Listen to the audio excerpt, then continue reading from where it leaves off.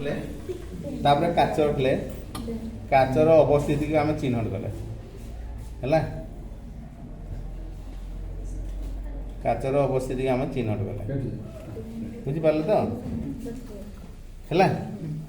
बर्तमान आमर ये जो पिन दीटा पोती तार अवस्थान को आम चिन्हट करवा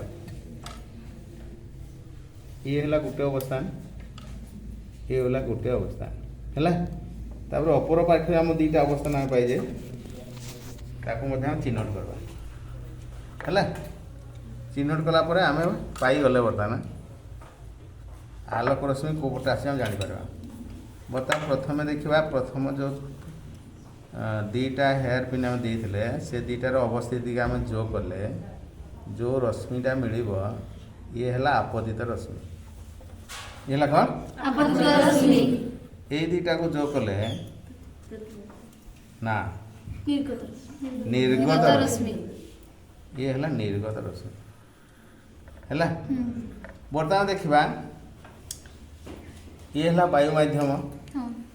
ये है वायु माध्यम ये है काच माध्यम तो काच माध्यम रश्मिटा को पटे आस बर्तमान देखा जो पड़ा आ जो बाहर ये दीटा जो कला है ये दीटा जो करदे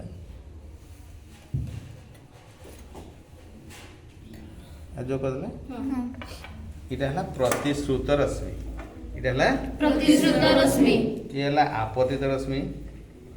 आपतित रश्मि ये है निर्गत रश्मि ये है प्रतिश्रुत ए बिंदुटी है आपतन बिंदु आपतन बिंदु आम गोटे लंब टाणवा जहाँ को कह जाए कि अभिलंब तो ये लंबटी आम तो टाणवा आम गोटे प्रोट्राक्ट जो कारण आम सेट स्क्वायर साइज कि प्रोट्राक्टर साइज आम मापी भी कि माने टाणी पार कौन बुझेगा तो मापी मापी दवा कहीं बापा प्रोट्राक्टर गोटे राउंडटे दिया राउंडटे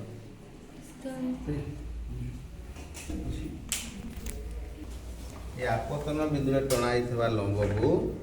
अभिलंब कहुए कौन कहुए अभिलंब कहुए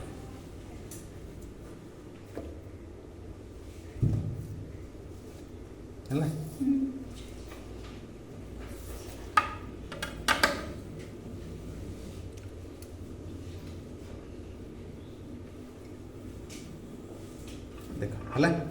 जिते आम अभिलंबटी टाणिदे से कौन जना पड़े जिते वायु माध्यम ये है काच माध्यम काचटा घन पदार्थटा ये है लघु माध्यम ये है घन माध्यम काचटा घन माध्यम लघु माध्यम रु घन माध्यम आड़क आलोक रश्मि जिते जाए से अभिलंब आड़क बंके हाँ ना नहीं तापर आम जो देखा ये जगार है बर्तमान आपतित रश्मि किए घन माध्यम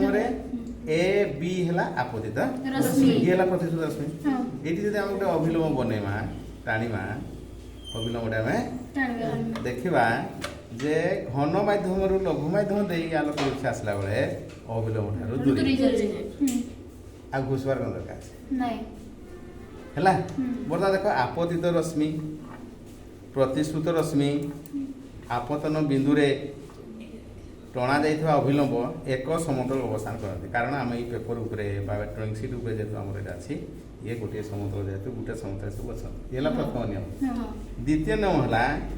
आमर ना देदेबा जी ए C D A C D कौन ये हूँ आपतित कौन कौन ये हूँ आपतित कौन आपतित कौन बा आई है आउ ए ई एफ मनकर A E B sorry E A B E कौन है प्रतिश्रुत गण प्रतिश्रुत गण फलित नहीं प्रतिपद प्रतिपद गण प्रतिश्रुत गण सपोज यहाँ हूँ आर तो द्वितीय नियम है sine i by sine r is equal to constant एक स्थिरांक या कह जाए प्रतिशतक बा म्यू बोली ओके बुझी पाल एक्सपेरिमेंट पूरा यहाँ परीक्षा हो गला प्रमाण हो गला